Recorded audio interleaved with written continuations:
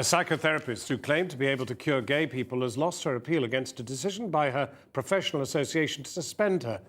Reparative or conversion therapy has been condemned as a serious risk to the health and well-being of gay people. But Lesley Pilkington's efforts to use the technique were secretly recorded by a journalist who posed as a client. Porrica Brown reports. No way, ex-gay, no way, ex-gay. Belfast last year, campaigners demonstrate outside a reparative therapy conference inside a small group of mainly evangelical Christians. After perusing the literature, they settle down to hear keynote speaker Lesley Pilkington, here wearing red. She's a qualified psychotherapist and member of the British Association of Counsellors and Psychotherapists. At least she was, until her membership was suspended. And here's why. 3 years ago, a gay Christian called Matthew went for counselling with Mrs. Pilkington. He told her he didn't want to be gay anymore. But Matthew wasn't Matthew. He was campaigning gay journalist Patrick Strudwick. He secretly recorded what happened. We asked actors to reconstruct the session using a transcript of the tapes. She starts to explore reasons why her client might be gay and asks whether he'd been separated from his mother soon after birth.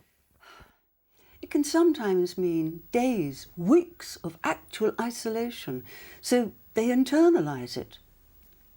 There's not a lot in the literature about it, but it's something I've noticed often in my work. About halfway through the session, she seems to suggest some sort of repressed memory of sexual abuse. You mentioned sexual abuse. Again, nothing comes to mind, but then there's a lot in life that's not immediately apparent. Yes, I think it is in there.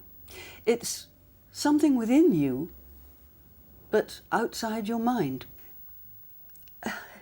Is it okay with you if we ask the Holy Spirit to help you to bring these things to your conscious mind?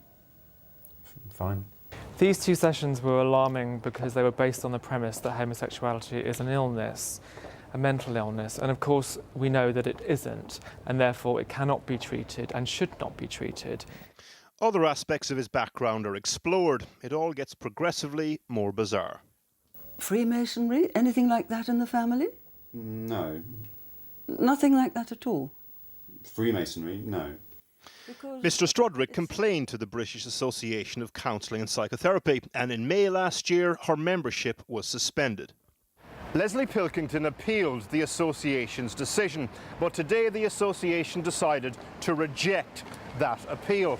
They started by criticising some of the procedural aspects of the counselling session, but went on then into the meat of the issue. They criticised Mrs. Pilkington for associating homosexuality with depression and for disclosing her personal view on his lifestyle and sexual orientation. They wrote, "Accordingly, this panel has unanimously agreed that the findings amount to professional malpractice in that Mrs. Pilkington failed to provide the complainant with adequate professional services that could reasonably be expected of a practitioner exercising reasonable care and skill." Professor Michael King has surveyed people who've gone through the therapy. Often they were disappointed by or traumatised by the therapy. It didn't turn out how they thought. Some of them got married under the guidance of the church or therapist, and that usually ended in disaster. And then they came out the other end either feeling victorious that somehow they'd put that nonsense behind them, or very, very uncertain and damaged and hadn't succeeded in any form of relationship, heterosexual or homosexual. Recently, a proposed ad promoting reparative therapy was banned from London buses by the Mayor Boris Johnson. He's not alone. The British Medical Association and all major mental health organisations have also highlighted the damage it can do.